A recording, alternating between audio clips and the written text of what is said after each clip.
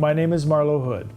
Welcome to a new edition of the AFP Foundation's training course for journalists on climate change and sustainable development. Any plausible game plan for capping the rise of Earth's surface temperature below the danger threshold depends on replacing fossil fuels with energy sources that generate little or no carbon pollution. The pathway towards a low-carbon future will differ for each of the 195 nations under the UN Framework Convention on Climate Change.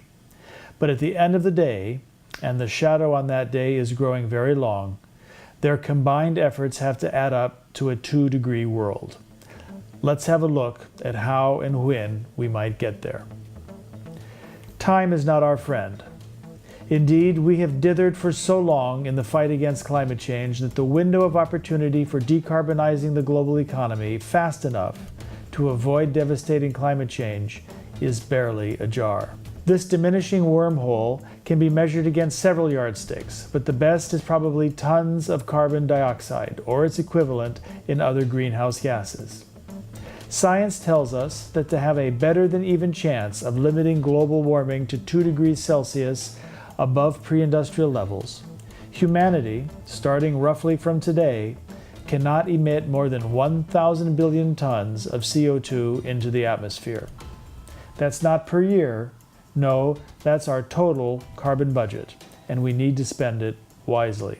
At the current rate of emissions, we will exhaust that allowance in a couple dozen years. But even taking into account carbon-cutting pledges made by more than 150 countries ahead of the all-important 2015 climate summit in Paris, we will still have used up about 2/3 of that budget by 2030. Those pledges, by the way, put us on track for an unacceptably hot 3-degree world. Closing the remaining 1-degree gap would be hard enough even if our species stopped expanding. But of course, that's not going to happen. That means that any decarbonization pathway must accommodate a growing global economy and, by 2050, an extra 2 billion people seeking a more comfortable life than their parents had. That's a tall order, especially if you look at where our energy comes from today. Fossil fuels account for 78% of total world energy consumption, split roughly between coal, oil, and natural gas. Of the 22% remaining, another 9% comes from the primitive burning of biomass, which not only lets off carbon dioxide, but sickens and kills people when they use it for indoor cooking. That leaves 12%, of which nearly 3% is nuclear. No greenhouse gases there, but splitting atoms to generate energy is expensive, environmentally hazardous, and controversial. Of the last 9%, 4% comes from hydroelectricity. Energy generated from flowing water is carbon neutral, but you can only dam a river so many times, and doing so can, in some cases, cause as many problems as it solves. The upshot? While there are other solutions on the drawing board or in the pipeline to reduce the amount of CO2 in the air, the core technologies many people are depending on to power a clean future, solar, wind, and biofuels, currently account for less than 5% of global energy, and we only have a few decades to scale up their share of the mix. The good news is that renewables are expanding rapidly and attracting a lot of investment. Nearly half of all new installed power generation capacity in 2014 was in clean energy. 37% wind, 1/3 solar, and 1/4 hydro. Investment in the sector totaled more than $250 billion, an 8.5% increase over 2013. As Christiana Figueres, Executive Secretary of the UNFCCC, said recently, capital markets have already begun to shift away from dirty technology to clean technology. Contrary to predictions, the cost of wind, and especially solar energy, has plummeted in the last few years. It is both a relief and a little unsettling to realize that most institutional energy experts, the International Energy Agency, the World Bank, and others, got that one completely wrong. One of the more accurate forecasts a decade ago of how quickly the cost of these technologies would fall came from an NGO, Greenpeace. Today, even early skeptics agree that the best global strategy for rapidly reducing reliance on fossil fuels is a switch to clean energy. Energy production and use, in fact, accounts for 2/3 of global greenhouse gas emissions, and thus transformation of this sector is crucial. Agriculture and the burning of forests account for another 25%, by the way. According to the UN climate science body, the IPCC, low-carbon energy will need to power at least 80% of global electricity production by 2050 if we are to meet the 2-degree target. Already in 2015, generating electricity from the renewables is cost competitive on the grid, or even beating conventional sources of energy in a lot of markets around the world. In poor countries, this holds out the possibility of leapfrogging the fossil fuel stage of development, much in the way some regions went from no phones to cell phones.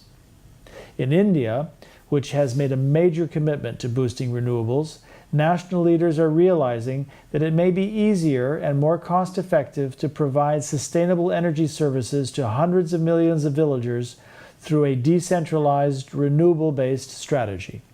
Countries in sub-Saharan Africa, where some 650 million people also lack electricity, could follow suit. Already today, Costa Rica has paved the way with nearly 100% green electricity generated by a mix of hydro, wind, and geothermal power. There are still obstacles to be overcome. One is energy storage. Solar and wind are great when the sun is shining or the wind is blowing, but when they're not, the energy they produce must be stored, or alternate sources must be at the ready. Another is the pressure on land. Hydropower and biofuels can adversely affect agriculture and carbon-absorbing forests. The Deep Decarbonization Pathways Project, a joint effort by scientists and policymakers from the world's 16 major carbon polluters, identifies 3 essential pillars for building carbon-neutral energy systems by 2050. 1. Decarbonizing electricity and fuels. 2. End users switching to low-carbon supplies. And finally, energy efficiency. Energy efficiency is the low-hanging and least expensive fruit in the drive to slash CO2 emissions. But to hit the 2-degree target, countries will have to make their economies 2, 3, even 4 times more energy efficient in 2050 than they were in 2010. The mix of measures will be different in each case, but include improving vehicle fuel economy, better building design and materials, along with more efficient appliances and industrial processes. Getting consumers to change habits will be key too. Taking public transportation, ride-sharing, and bikes can all make a real difference. To succeed, these initiatives need a regulatory framework, and that means government, whether local or national. French lawmakers, for example, adopted a new law in July 2015 that will halve the country's energy consumption by 2050 and cut its reliance on nuclear power at the same time. Renewables must make up 1/3 of the energy mix by 2030, triple what it was in 2012. China has also made a huge push to increase energy efficiency in industry and buildings, and the United States has taken steps to curb emissions from commercial aviation and tighten already tough standards for cars and truck pollution. All of this is encouraging, but can solar, wind, and other clean energy options scale up quickly enough to keep Earth from overheating? That will depend on factors that have more to do with politics than technology. Let's start with the fact that fossil fuels benefit from $500 billion in subsidies every year, more than 4 times the amount allocated for renewables. And when oil and gas prices drop, as they have recently, investment dollars, euros, and yen may not flow as easily into renewable technologies that are suddenly less cost competitive. The silver lining of low oil prices is that they give an opportunity to remove consumer oil and gas subsidies without undue pain, but few governments have shown the political courage to enact such reforms so far. Powerful fossil fuel industries, not surprisingly, are looking for ways to sustain business models increasingly under pressure. Technologies to isolate carbon as it combusts in coal-fired power plants, for example, and then lock it in the ground have finally moved from the pilot stage to industrial application. But only a handful of such carbon capture and storage, or CCS, facilities exist. Among the largest corporations on the planet, oil and gas companies will not go quietly into the night. In the run-up to the Paris Climate Summit, world leaders, in bilateral and multilateral meetings, have given strong clues as to the long-term vision they intend to enshrine in what is already being called the Paris Agreement. It will likely include the transition to a low-carbon or decarbonized global economy, perhaps even a phase-out of fossil fuels. Some countries and many green groups would like to see a 2050 deadline, but over the course of the 21st century is a more likely time frame. Crucial to the process will be a mechanism for periodically reviewing and revising upward the carbon-cutting pledges of individual countries, so that the 1-degree gap we mentioned at the outset can be closed. But these decisions are political, not technological or market-driven. Most businesses are looking to national leaders for clear signals on future parameters. Will there be a price on carbon? Will regulations encourage the shift towards clean energy? This, finally, is what's at stake at the Paris Summit, whose outcome will determine if we have a reasonable chance of handing off a livable world to our children and our children's children. To dig a little deeper on this question, we turn to an expert. Here's what he had to say. Define for us that transformed energy system, the end goal here. What is its main defining characteristic? How do we know we've gotten there? Well, we'll know that we've gotten there when the global emissions of all gases of all kinds are reduced to a level that is consistent with scientists' best estimate of having a high degree of likelihood of staying below the 2 degrees centigrade limit on global warming that's thought to be sort of a red line for danger. Is that a zero emissions economy? It's a global economy that reaches what's called net zero emissions somewhere in the second half of this century. And by net zero, that means there's a certain amount of natural uptake of carbon dioxide in the biosphere and in the oceans. Which means the oceans and the forests absorbing CO2 out of the atmosphere. Right. So humanity's getting something of a bargain deal from nature, but you have to reduce your emissions down to a level where nature can handle it. And if we overshoot it too much, then maybe you have to reduce your emissions to zero so that nature is taking it up. And in some scenarios, you have to go even beyond that. You have to augment what nature is doing and taking it up, and then humanity has to be doing negative emissions in addition to whatever nature is doing.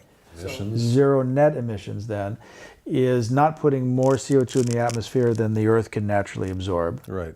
Zero emissions would just simply be an absolutely carbon-free economy. I would say I would agree with that. I don't know if there's necessarily a convention that everybody follows. I think people are a little sloppy in their language. Okay. Looking across every economy that we've looked at, there are 3 things that have to be done in order to achieve really deep emission reductions. One of them is when you use energy, you have to use it very efficiently.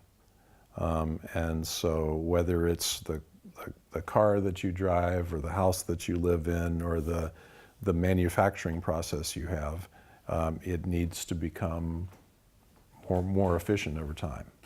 The second is that the energy that you're using has to be low carbon in its nature.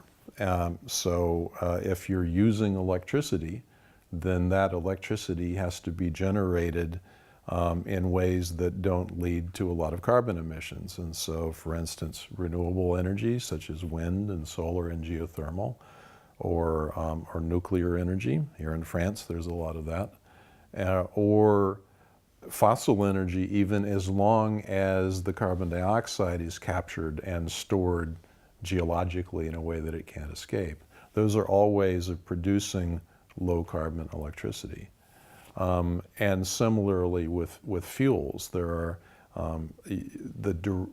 you can't directly combust large amounts of fossil fuels and stay within the limited budget for carbon emissions. It can't be done. And so if you're going to combust fuels, they need to be fuels that are not adding a lot of CO2 to the atmosphere. So they could be biofuels, they could be hydrogen that's produced from low carbon electricity. And then the third pillar that is required is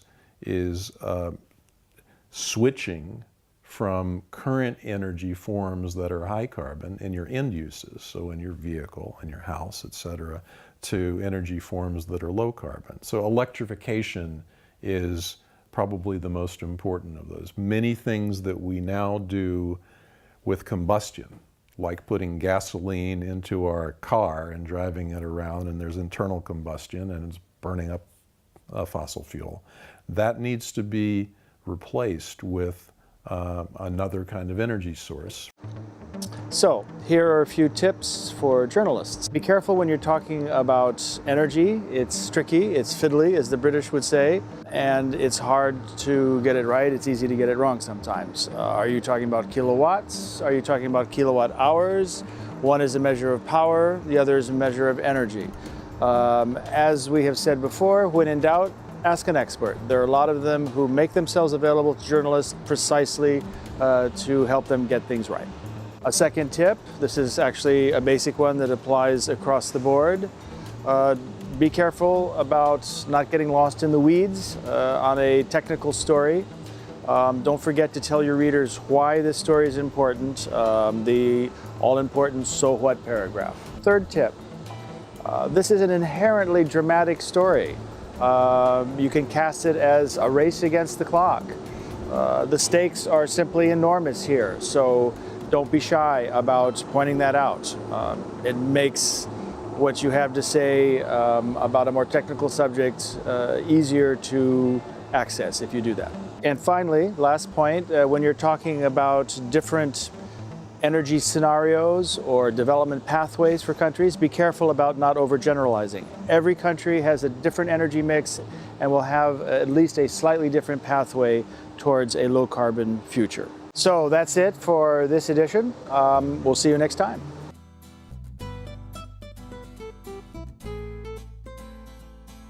Here are a couple of key points worth retaining. 1. Decarbonizing the global economy is a race against the clock. Humanity has a 2-degree carbon budget of about 1,000 billion tons of CO2, and we are on track to use it up within 25 years. Number 2, renewables comprise about 21% of electricity generation worldwide, but less than 5% of energy production and consumption. Scaling up will not be easy. Number 3, the fossil fuel industry is favoring technologies, such as CCS, that will keep oil, gas, and coal dominant in the global energy mix. Be aware of that. And then finally, while advances in technology and a shift in investment have propelled renewables, what will ultimately drive decarbonization is politics. That's what the Paris Climate Summit is all about.